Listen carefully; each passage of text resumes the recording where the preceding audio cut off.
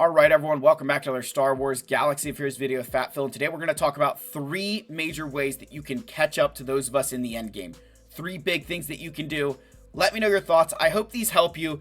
I was trying to think of man, how can I, get you guys to get in your mindset of, I'm going to try and catch up to players, and I think this is the way that I would do it, and honestly, this is how I have done it, right? I practice what I preach, that when I say, hey, this is what I did to catch up, I'm absolutely telling you the truth. So let's give a big shout out to our channel members. I very much appreciate all of you. I've got a lot of work to do on these title cards. We got a lot new on the council members, so I very much appreciate all of you. You may not yet be granted the rank of master, but you still have a very special place in my heart. And of course, a lot of big reason here for the massive amount of on the council members is to the benevolent and generous Clokey and Joe Correa. Thank you guys for just the outpouring of channel memberships on that live stream. To those of you who haven't made it, you're still on this list. You're still amazing. I love you guys so much. I very much appreciate it. I can never thank you enough, truthfully. Let's get in here. Let's talk about how to catch up in Star Wars Galaxy of Heroes.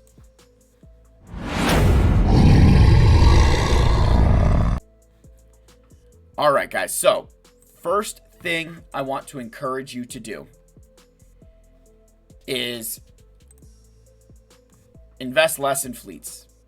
All of you are going to say, Phil, what are you talking about? You tell us all the time that ships are important. Yes, they are. But do not have Man City syndrome.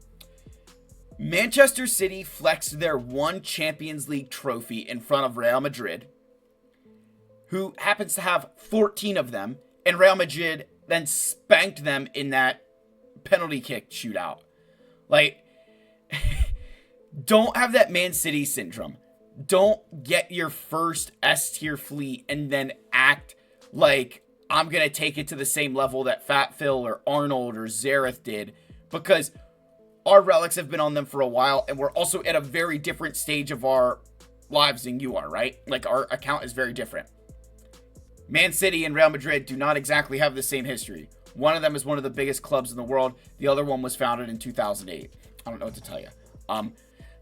But I want you guys to understand this, that don't feel like you need to take your Piet to Relic 9. That this was something that I did back when this fleet was the best fleet in the game. And I kind of regret it because it really only helped in mirror matches, and once that didn't matter anymore, the Relic 9 just doesn't really make a difference ever, right? I don't really notice a difference between a Relic 8 and Relic 9 Piet, if I'm honest. And I think a lot of people are going to feel the same way about their Sith Assassin. Mine's Relic 7. I already feel like I spend a little bit too much on her. But when I go to my fleet arena, just to prove something. First place is a guy with Profundity. Second place is me with Relic 7. Third place is a guy with Executor. And then you've got fourth place here with a Relic 7 Sith Fighter. So, what's sitting in 5th place, you say? Oops. 5th place is a guy with Relic 9. Now, obviously, he was in first place at his payout. What I'm trying to get across to you guys is that even though this dude has invested a Relic 9 Sith Assassin, he still is not stopping people from climbing. It's still not, stopping counters. It might stop some of the morons who don't know how to use the Leviathan, mirror match. But if you know the counters, that Relic 9 doesn't make a difference. So if you want to catch up to players in the end game, you've got to recognize that don't be Man City. Don't flex your muscles and say, we're just as good as you because I have a Relic 9 Sith Assassin, and I'm going to start pulling out, my Galactic Legends that you don't have. You know what I mean? That's what that's what Real Madrid's going to do. They're just going to rip out, 3 of their Champions League trophies and look at Man City and say, that's cute. And those would be the 3 that they won, in a row, right? God, I'm really busting on Man City, but it's the truth. They need to hear it. Maybe it's because I'm a little bit salty that we got absolutely screwed on that free kick. That's absolutely a handball. And if that was reversed, that Man City's getting a PK. I don't want to hear it. They deserve all the crap that they get for being founded in 2008. But I know that's rich coming for some of you, that's rich coming from a Chelsea fan, but we actually had meaningful trophies before Roman. Not saying we had a lot of them, but there were some meaningful trophies. It's kind of like Aston Villa saying they have European champion European success. They do. God, man, I'm really on a roll tonight. But that's a big way to catch up, guys. And, all my soccer ranting aside, don't go in and start investing crazy in these fleets because they're still beatable. There's so many counters that exist. You're actually better off, in my opinion, investing your extra relics into things like Iden and Second Sister and TIE Fighter Pilot, like these characters that you're using to counter those fleets. Having a successful Leviathan counter is far more important, in my opinion, than having your own Leviathan. Just to show you guys something, because I want to show you guys this, and then we'll move on to our next point here. But I feel like I really need to, show this, because I feel like this is just such a great, example of like the importance of fleets here. So this is a Grand Arena I had against a guy earlier in the year, or earlier this season. So these are my attacks. Let's go to his attacks here. So he did Profundity versus Executor. He got really good RNG, like that none of my reinforcements came out, which means he just shellacked them. 75 banners, easy win, right? Then you look, he did Leviathan versus Leviathan. For context, my opponent had a Relic 9 Sith Assassin, right? Like when you go back up here, you'll see like Relic 9 Sith Assassin there, right? See that? Relic 9 Sith Assassin. So, I mean, this guy brought a lot of extra ships there, but only 72 banners in that fight. So, I mean, you brought all these extra ships. I don't know why, and you'll see why I'm harping on that. But then look down here. Executor versus Radis was 67 banners. Like, we killed 2 of their ships. We stole additional banners. Like, this fleet did work. So, having a good Leviathan counter here, right? Had he been able to use his Leviathan counter rather than the mirror match, like, might have scored more banners. And the reason that was important is because in my ship battles, I scored 74 against his Malevolence. I then scored 77 against his Negotiator. I only brought 3 reinforcements. I didn't bring any reinforcements. I only brought 3 ships.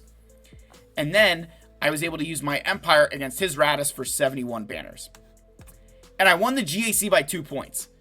So you could say that, oh, Phil, well, you won this because he brought all these extra reinforcements. And absolutely, had he not done that.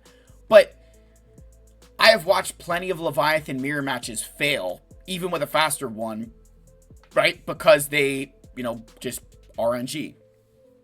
But had he placed Leviathan on defense, I might not have been able to win.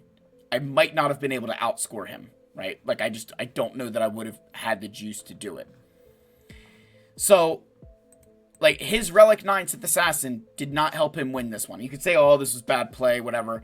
I get it, but I think my point stands that, like, his Relic 9 Sith Assassin did nothing there, just like it's doing nothing for a lot of guys in my fleet arena. So, the next thing that's going to really help you kind of catch up is when you're focusing on farming something, I would not go all in on the new thing. So, what my example would be there, don't go farm Bo-Katan and then go farm the Gungans and then go farm, like, Padme's team, Queen Amidala's team. Like, focus on maybe one new thing that you want to build. Whether it's Bo, I personally would think Gungans would be the answer there. But if you're going to build something new, choose one thing. Don't do a bunch of new stuff. The way you're going to catch up to the players in the end game is by building 2 things while they're doing 1. You think about, like, the amount of resources it takes, especially if you bought, like, the light speed bundles, right? You're really catching up. But because character shards are accelerated, gear is accelerated, older characters don't need as much Chirotech, it's a lot easier to relic those characters. It's a lot easier to get through some of those older farms. So, I know it's not always the flashiest thing to do, but it can be really, really smart to kind of go through some of those older farms while players like myself are struggling through trying to get Bo-Katan and Gungans. And you're like, okay, I'll suffer through Gungans while Phil is, but I'm going to wait till Bo is relicked, Bo is accelerated, and I'm going to go get Jedi Knight Cal Kestis. And a lot of you would say, oh, well, Phil, you already have Jedi Knight Cal. But I farmed Jedi Knight Cal before he was accelerated. Right before his characters were accelerated, I had Jedi Knight Cal. So now what you've kind of done is you're farming a character twice as fast as I did, right? That's kind of how you catch up is you're not, like, you still need to focus on some of those new things because you may be missing out in raid score, and that's going to, if you can do really well in the raid, you're going to earn more resources than I was at your level, and so you'll grow faster kind of thing. But having those older teams being able to get through that stuff much more quickly than those of us who, had been playing the game back when, before that stuff, that's a big way that you will catch up. You'd be surprised how quickly you can catch up just by farming some of those older things. I should really need to stop saying catch up. I should say like Heinz 57, but they'll probably claim like that this video is part of their advertising. But yeah, all that to say, if you're trying to catch up, don't be afraid to farm newer stuff. Don't not farm newer things just because they're new, but I would still make sure you're going back and finishing up some of those older things.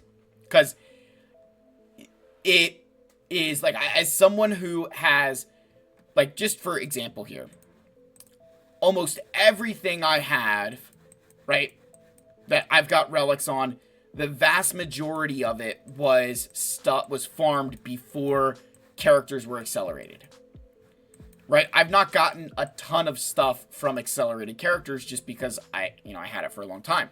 So if you get your, Admiral Piet on a 2x drop, I farmed him, when he was single digits. That's catch up. You're Heinz 57ing at that point. Sure, I'm already here and, maybe doing something else, but you can't compare your 1 million or 2 million account to my 10 million right now. You need to look at what my account was at that same point in time that you are, and I can tell you that the game progresses much faster. The final thing I'll say to help you kind of, speed up your progression in the game, allow you to catch up to some of those other players who are kind of playing that game now, you really need to understand the impact that datacrons have. Now, I lost all of you. What I mean is identify the datacrons that are going to be key. So, hey, Darth Sidious, Darth Bane, Rey, Holdo, those are very key Omicrons. Hey, I don't have Darth Bane. All right, well then don't go do it. Don't go crazy. My advice for a lot of players, if you really want to catch up, I would not go uber crazy on datacrons for a while. Datacrons are one of the biggest time sinks, resource sinks in this game because you just don't get a lot of it back. You really lose a lot of resources going in for datacrons. And if you, like myself, I've spent a lot of my shard shop currency on datacrons that I will never get back. That could be gear. That could be mods. That could be a million other things that would allow me to progress faster. So I think if you really want to catch up, you almost kind of have to shove datacrons to the side a little bit. Not that you don't invest in them, but I would not go crazy, because if you want to be serious about moving your roster along, you need to recognize that while datacrons are important, datacrons only play that role up into the point that they're going to allow you to beat something that, you wouldn't be able to beat otherwise. That, an example to think about here would be Darth Sidious. Darth Sidious datacron is great. It still folds to a lot of teams. Right? It still folds to a lot of teams.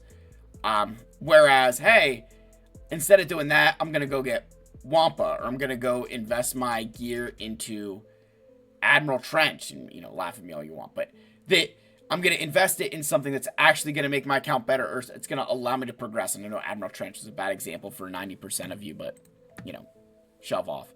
But I hope that concept makes sense. Understand that datacrons are a resource sink. They are a time sink. You're not going to get that stuff back. So don't go crazy on datacrons if you're in the earlier stages of the game. Wait around, let them kind of naturally come to you, and then you'll reach that point where you realize you need more of them. And I think if you follow those three things, you're going to be very successful in this game, and you're going to catch up to us. You are going to make that Heinz 57 progress on those accounts, because you're not over-investing in a fleet now that it's no longer needed for Fleet Arena. And honestly, I'm even going to make the argument that if you can get to first place in Fleet Arena without having to do refreshes on most days, don't worry about putting extra relics on pilots.